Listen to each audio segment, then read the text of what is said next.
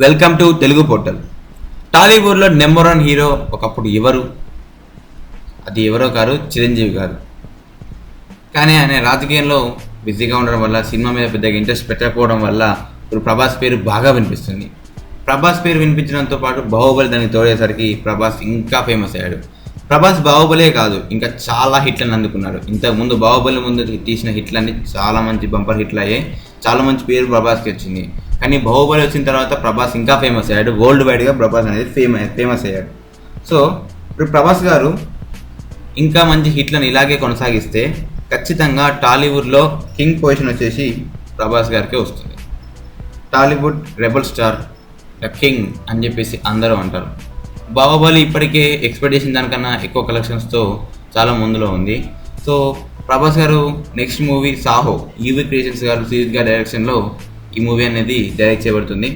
So ఆ మూవీకి కూడా ప్రభాస్ గారికి ఆల్ ది బెస్ట్ చెప్పి ఇలాగే వరుసగా హిట్లను అందుకొని ప్రభాస్ గారికి మంచి కెరియర్ ఉండాలని చెప్పేసి మనందరికీ ఆశిద్దాం. ఇదంతా సక్రమంగా జరిగితే ప్రభాస్ గారు టాలీవుడ్లో కింగ్ అవుతారు. సో ప్రభాస్ గారికి ఆల్ ది బెస్ట్ చెప్తూ ఈ వీడియోని ముగిద్దాం. సో ఫ్రెండ్స్, మీకు లైక్ చేయండి. ఇలాంటి అప్డేట్స్ కోసం నా ఛానల్ని సబ్స్క్రైబ్ చేయండి. Friends, thank you for watching this video.